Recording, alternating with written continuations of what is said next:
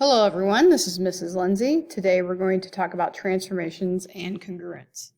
Okay, so transformations, we have been working with translations, rotations, and reflections to date. And we're going to talk about how that relates to congruent figures. Well, what are congruent figures? These are figures that have the same size and the same shape. Okay, so if I take a look at these examples here, this one on the left, so I have some trapezoids here. They are definitely the same size and same shape visually looking at them. On the right, even though there are three triangles, they are definitely different sizes and or different types of triangles. Therefore, they are not congruent. So if we take a look here at this next example, let's see if we can identify any congruent figures. Well, hopefully you notice right away that these are definitely all three right triangles. However, triangle ABC would be congruent to triangle PRQ because not only are they right triangles, but you can even see these vertical and horizontal distances. We can actually count those are going to be equal. And Pythagorean theorem, we could get to AB would also be the same distance, or in other words, congruent to PQ. But when you look at this larger triangle, yes, it's a right triangle, but you can visually count or see that this is going to be 4 and 2, which are not the same sizes. So again, it has to be the same shape, which they are right triangles, and same size.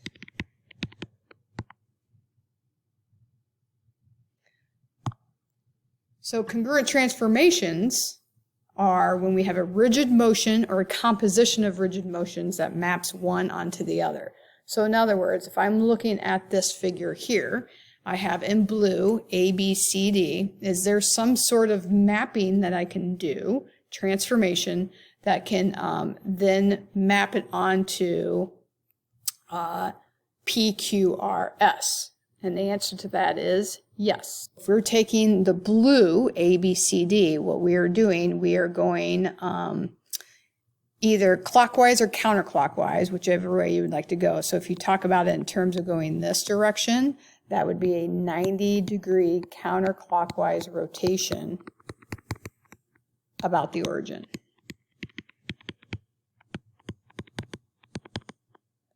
Which our rule for that would be switch your X and your Y, and your Y becomes negative.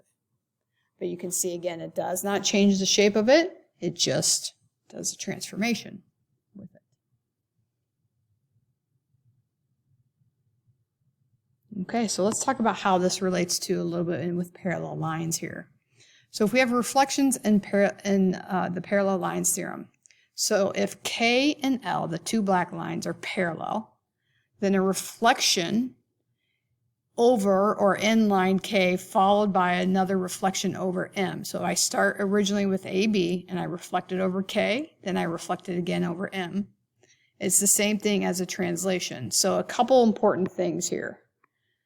A prime is the image of A. If I draw a line between them, it's going to be perpendicular, as it's marked here, to both K and M. As well as this entire distance is going to be twice. So what's happening here? If I look at A and A prime, those are congruent to each other. If I look at the difference, let me restate that.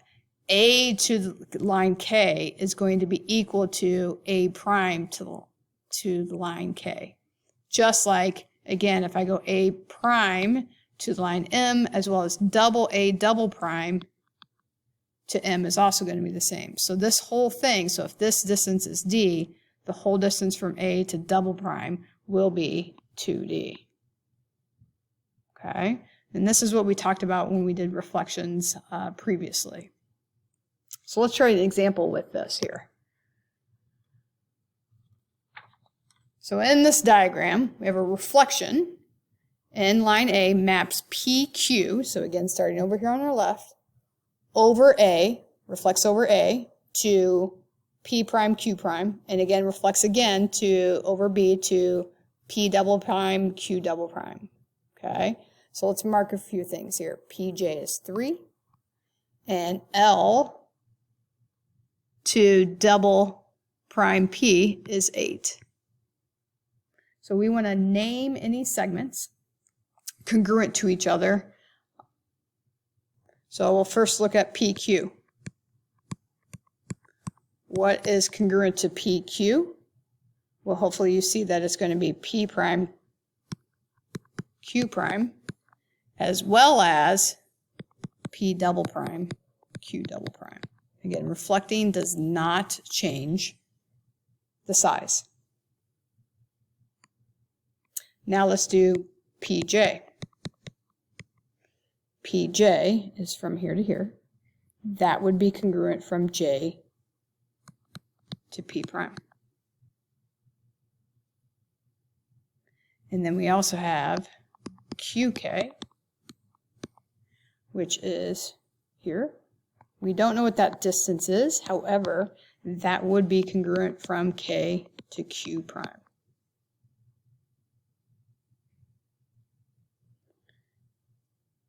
Part B, does JK equal LM? And explain. JK equal LM. Yes. Okay, why would this be so? Well, hopefully you realize if I'm looking at JKML, this is actually going to be a rectangle because I have right angles in every corner, and this distance here will be equal to this distance down here. Okay, so in other words, JKLM is a rectangle and opposite sides are congruent.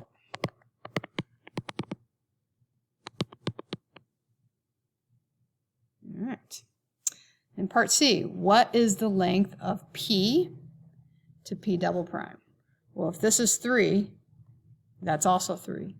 If this is 8, this is also 8. So you can either take 3 and 8 and double it, or add all of those up together, 3 plus 3 plus 8 plus 8, and we get that to be 22. All right, so let's now take a look at reflections with intersecting lines. So here we have lines K and M. They intersect at point P. If I take AB, reflect it over K, I get the red line, A prime, B prime, and then I reflected it over M and get A double prime to B double prime. This angle, so this is an important part right here. The angle of rotation is 2x, where x is the measure of the acute or right angle formed by lines K and M. So this is x right here. So the whole rotation goes from PB to P double prime B. Okay, so that angle is twice x, where x is this angle in between K and M. So let's take a look at this one. Now we have a diagram. The figure is reflected in line K, then it's reflected in line M. So we're starting over here with the blue one, reflecting it, and then reflecting it again. Describe a single transformation that maps F to F double prime. So hopefully you see that this is going to be a rotation of, and I'm going to double this value. So it'd be 116 degrees about point P. So that's the point it's reflecting the degree measure. So this angle here to the green flag from blue to green would be double 58.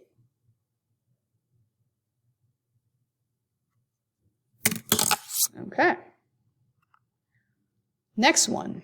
I would like you to actually pause this video, answer them, and then push play when you're ready to check your answers. Okay. So this translation maps triangle ABC to triangle A double prime, B double prime, C double prime. And which lines are perpendicular to this line from A to A double prime? And that would be both K and M. If the distance between K and M is 2.6, the distance between C and double C, or any of these, C to C double prime, or even B to B double prime, would be double that, so that'd be 5.2. And is the distance from B prime to M the same distance as B double prime to M?